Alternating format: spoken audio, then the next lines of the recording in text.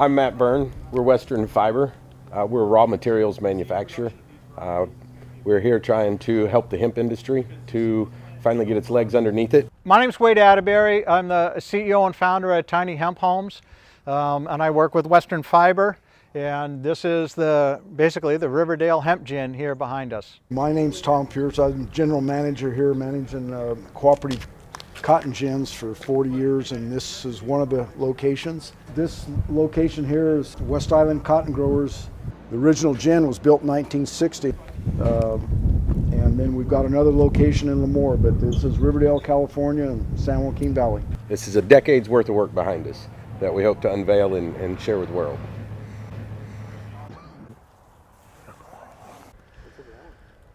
We're growing hemp for fiber and building materials and any other products that have value. Planting seed varieties for our farmers so they can get a net return that's comparable to other annual crops.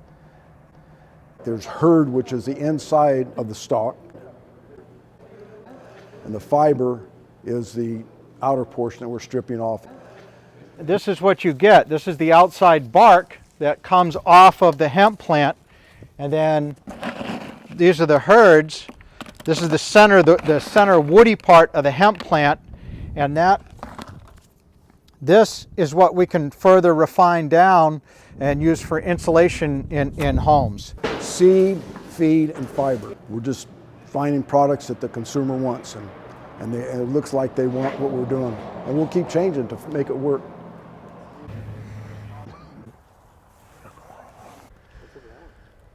It's a pretty straightforward process. Growing the plants is just dropping the seeds in with a grain drill and then applying some water with sprinklers to sprinkle it up to get germination, and then use drip for the rest of the way. For fiber, it's just plant as early as possible, get a bigger plant, or you could do 2 plantings. For fiber, you're looking at 800,000 to 1 million plants per acre. Ideally for the hemp gin, we want our stalks to be, probably in this size right here. This is what works best through the converted cotton gin. So when we do a dense planting, and say even if we planted early in March, we would harvest that in 90 days and get 12-foot tall plants, all uniform, this size. This is probably 5/8. We want like 3/8 to 1/2 inch. The ideal time to have harvested it for fiber would have been right before flowering. Younger fiber, it's much longer, easier to peel, you'll have a lot more of it. The plant is cut with a sickle bar mower, which lays it down like you would chop corn silage. Raked, a traditional rake, like for alfalfa, and then we let it dry for, it varied. We would experiment with that up to 2 weeks, and then baled with a large square baler. And this is baled just like hay. The product was brought in from the field, weighed. We weighed it in over there at the scale, and it's brought into the gin just like we would cotton, and then put on the module feeder. And this is a traditional module cotton feeding system. The standard modules, 8 foot wide, about 7 to 8 foot tall, and about 33 foot long. We've modified the feeding system to handle this. They control this from inside the gin, the speed, feed them into the cotton module feeding system.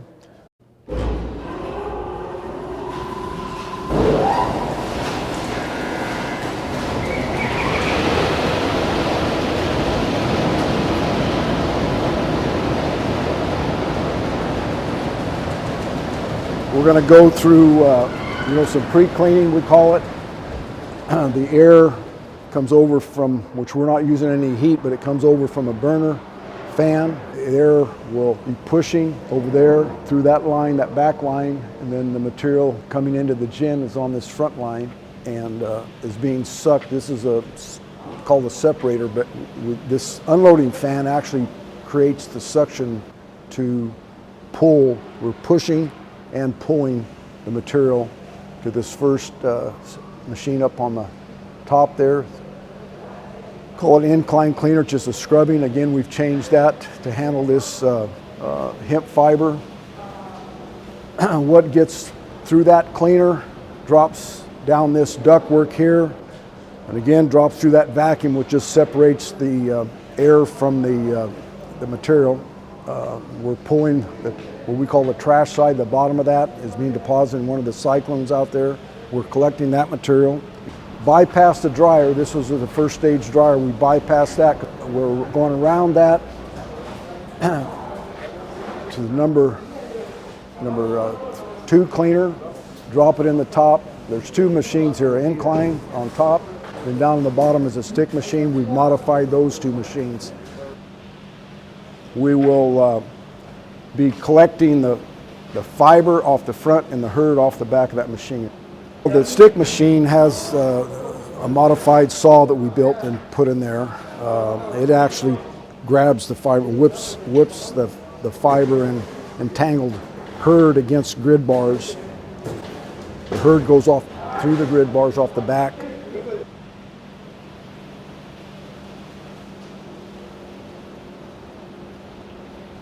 The fiber stays attached to the saw and is brushed off. There's actually a brush, a rotating brush in it that brushes that fiber off, and that's what you've seen coming out this slide. And this is modified too again. And goes over to this machine, another, this called a incline cleaner also. It's a little different configuration. Then from there, the fiber, again, we're just talking fiber now, is augered down through the conveyor distributor, and we've modified those 2 gin stands down there, the last 2, which you can see they look different. And then in the back of those, we've changed the lint cleaning process in the back also.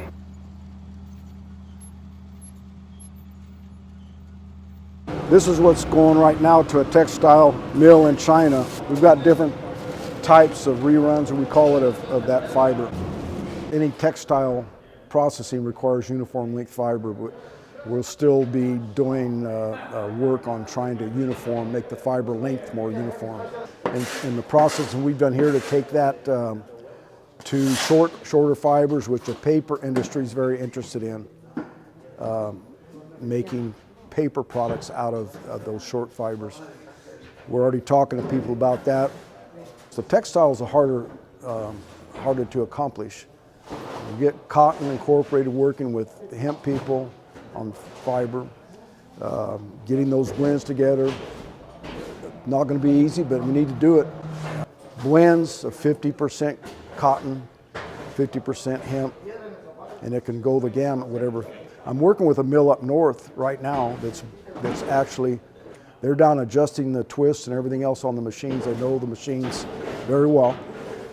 And I took them hemp fiber, and they were able to blend that with wool and get it through. It's just a starting point, but they said this product, they can run that product in their little mill.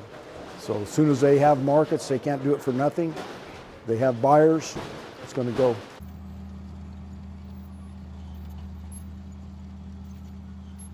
This beginning hurd, we have 3 different sizes that we're making here.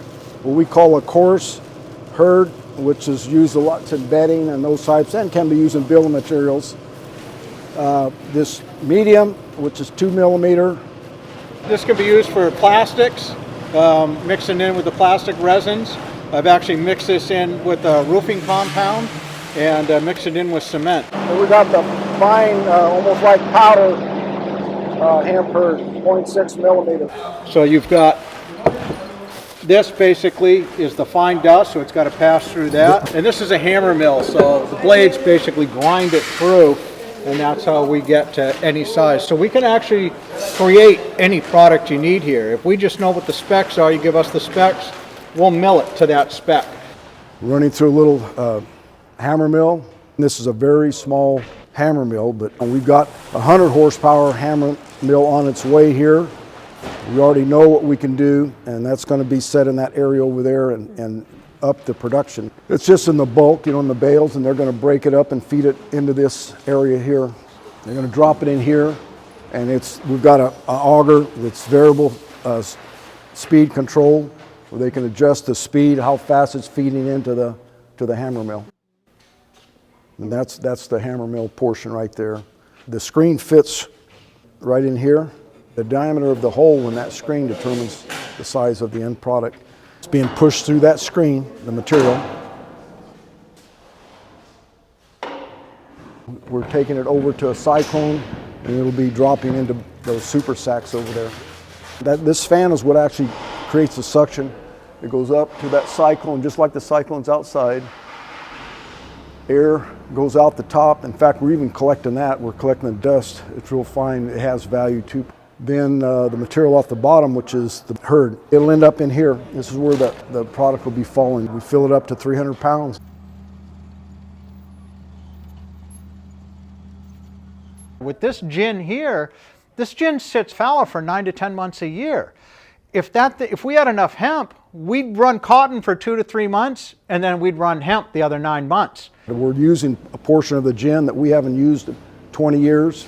Western Fiber has leased this portion of the gin that we're looking at, and it's working. It's generating income for the members now because there's that lease payment, and it's being maintained. The employees here are happy. They've got work. Otherwise, this gin hasn't run cotton for 2 seasons. We can go back and make some changes here again, change them back to run cotton. So, I mean, there's different seasons. Just like now, we can start up in January running hemp products and go back to cotton when that time comes. The 2 fibers work well together. You know, the 2 will help each other, the hemp fiber and cotton. There's a lot of demand for those blends. Get rid of the polyester, go to natural fibers, wool, cotton, and hemp fiber.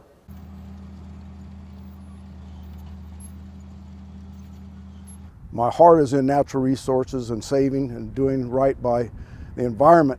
The data we got on the hemp that we grew out in those trials on my little farm, we had used 19 to 20 inches of water for a crop that produced dried material that we're going to process here, around 8 ton per acre. A terrific yield and limited water, no herbicides, no insecticides. I think it's a crop that once we've got the processing in place and the market, is going to be a potential big change.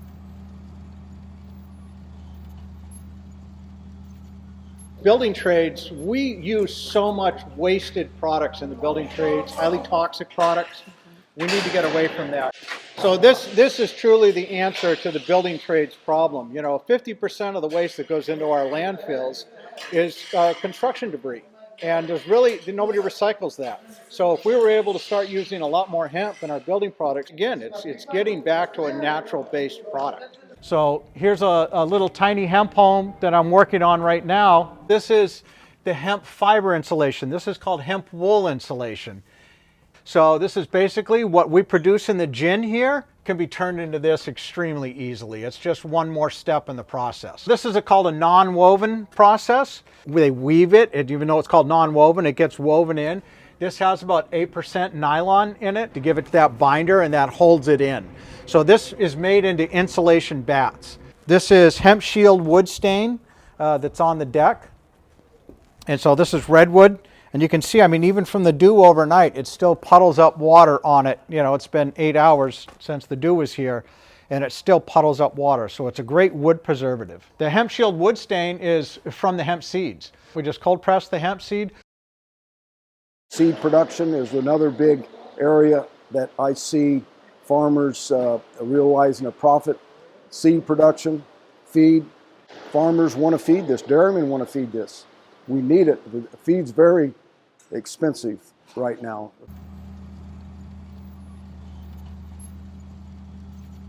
This is the Lemoore test crop. It was a 5-acre test field. So this crop was planted March 5th. The thing about seed production is right now we're buying seed from China in this strain to do this. What we want to do is harvest the seed here. So we'll grow 2 fiber crops, start early in the spring, grow a fiber crop, plant another fiber crop, and then the last crop we can get seeds out of. So we'll only be like 6 or 8 feet tall, but it doesn't start to seed out until like middle of September, September 21st, and then we'll harvest like in mid-December. So we're in a unique area here in the Central Valley where the seed production is unique to this place. We can go that far into the season and still not worry about a frost. So this is the place where the seed production for hemp is going to happen for the rest of the country, at least with these Yuma and Jinma strains, these Chinese landrace strains. We're growing and doing testing here so that we have our first trials done. Now we know what grows good. We know when it seeds here.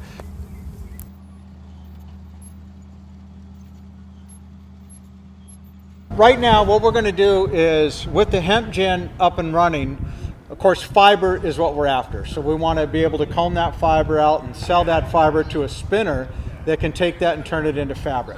And that's what we're working on trying to find right now. We have to have a buyer for the fiber to be able to spin that into the yarns and the threads that we can then make the textiles. And like if we do a silage cut, then it's a very easy growing process. The fiber is really where the high dollar is. The hemp insulation is really, it's a high benefit to society. It's a great money market too, but the benefit to society is incredible. We're going to be able to take these toxic fiberglass and foam, insulation products and start replacing those. And that's what needs to happen. It all really hinges on the fiber, because what we're going to get from the fiber waste, you'd call waste, is what we really want for the hemp insulation industry.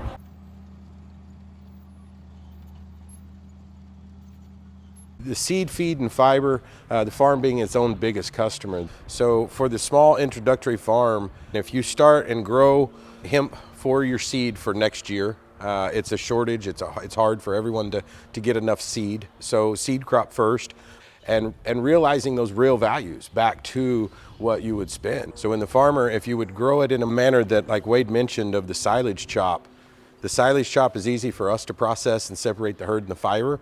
Now you can come out here with the rest of us hempsters and go out and try to find and build that market. They're going, guys, now I want to play in the market. Where is it at? Who's building? Who's buying? What is textile grade fiber?